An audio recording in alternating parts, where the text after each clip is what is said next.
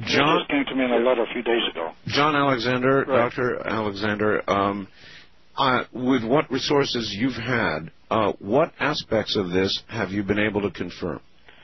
Well, what I can confirm is, revolves around Phil's background. All right.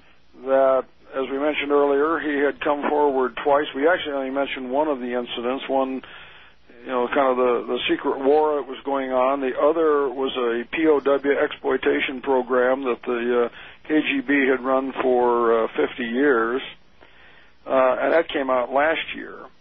And so he has twice told very unusual tales and turned out to be true. When I have talked to folks who, as I said, knew him, they state they cannot confirm the details of this, but state we should not disregard him. Mm-hmm. Colonel, can you confirm that reverse engineering was going on at either Area 51 or Area S4, those areas out here in our Nevada desert that you are now very close to? Well, from information I had, yes, it was going on. But I don't have the details. I never bothered to try to get them because I figured that was a sister service. They're military. In fact, General Trudeau went up in front of Congress, and he was testifying, and he recommended and stunned everybody that instead of turn it over to NASA, to turn everything in space over to the Air Force. And people were stunned when he said that. And he actually said this in front of the Senate committee. So we didn't bother with them. They were doing their own work. We trusted them, and we let them alone. And we figured that it's best that we stay where we are to ourselves.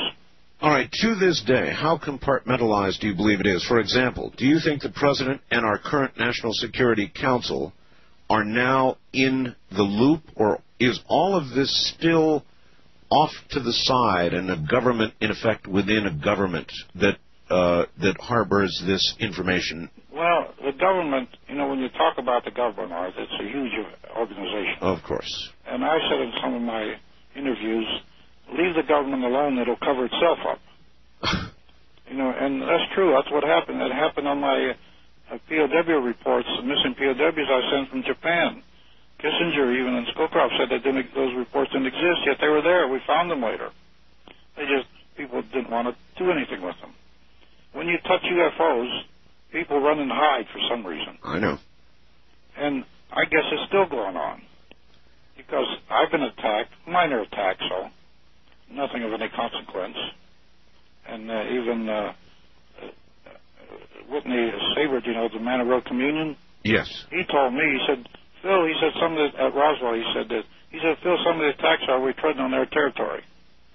Oh, that's right. That's how you begin to get attacked. Do you believe, Colonel, that the Foreign Technology Division, may still be involved in seeding this technology into industry? Because we didn't figure it all out back then. I can't say.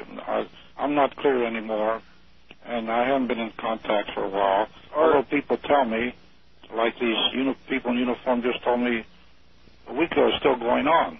So I hope it is, because it's important enough to keep on going. And I think some of these developments, I surprised my son one day because we build airplanes, these Rutan-type airplanes, and a B-2 came over an air show, and I told him what to do, and he called me. He said, "Oh, no, it can't." Then he called me up, and he said, it came over and it flew like a little airplane. It held near impossible for a big airplane like that.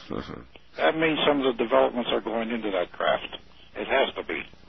Say, Art? Yes, John. On FTD, and again, this was an small Army organization, not the one at Wright-Patterson with the Air Force. And one of the things I was able to confirm is that when Phil came to the Pentagon, this unit was created, and right after he left, it disappears. If you follow, what I did is go through the phone books for that period in the Pentagon. So you were able to confirm that division at that time? At that time, and then it disappears as he retires. And right after Trudeau left, because remember, he was working directly for Trudeau. And right after, a few months after General Trudeau retired, that's when Phil Corso retired. Yeah, I retired 6 months after he did. 6 months. Like General Beach, he gave me my last decoration, the Army Commendation Medal, for what I did with General Trudeau. General Trudeau. But I still stayed in touch with General Trudeau. And 3 years ago he died, releasing you from your vows to him. Yes. And then what made you decide, Colonel, to write this book? I mean, you... Well, one of the reasons I decided to write it, my grandchildren, the 3 little boys, asked me one day, what did you do during the war, Granddad? So I figured I'd better leave them a legacy and put it on paper, because really I never had any intention of writing a book, you know. That wasn't my area at all. And I started to write. And I put it all down, including my tie-in experiences and even other investigations that I did in the government. I started to put those on paper. I figured at least I'll leave them for a legacy for the little boys. And from there it evolved into this book, which I never expected to see that. Colonel, if you had not written this book, you're 82, you're not going to be around forever. None of us will.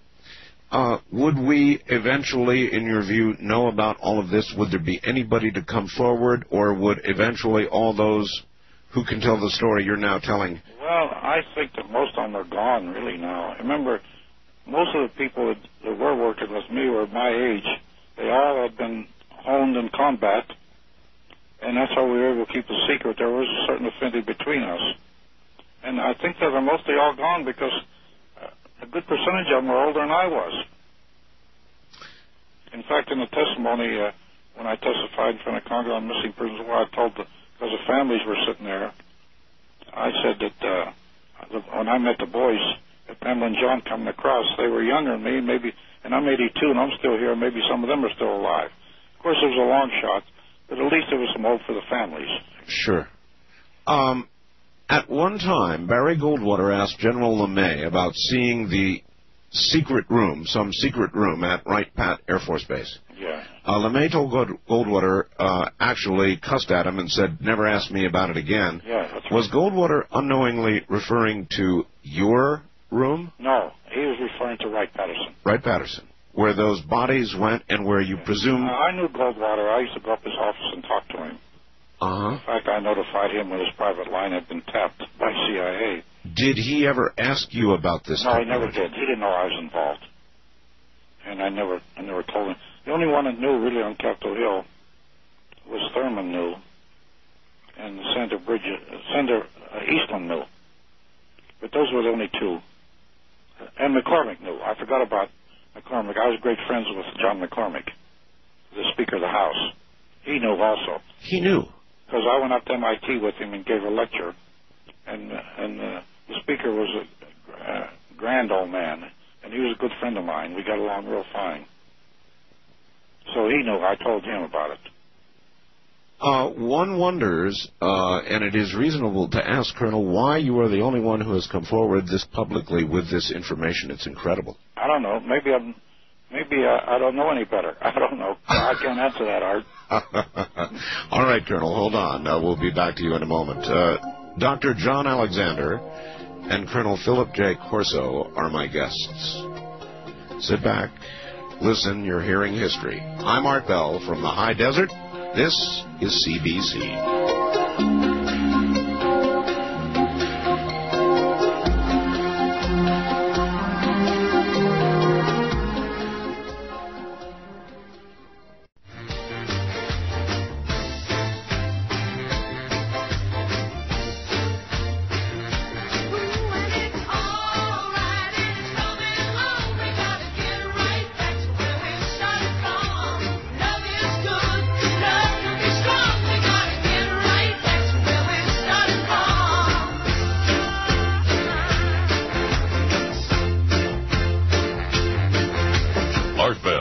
Taking calls on the wildcard line at 702-727-1295. That's 702-727-1295. First-time callers can reach Art Bell at 702-727-1222.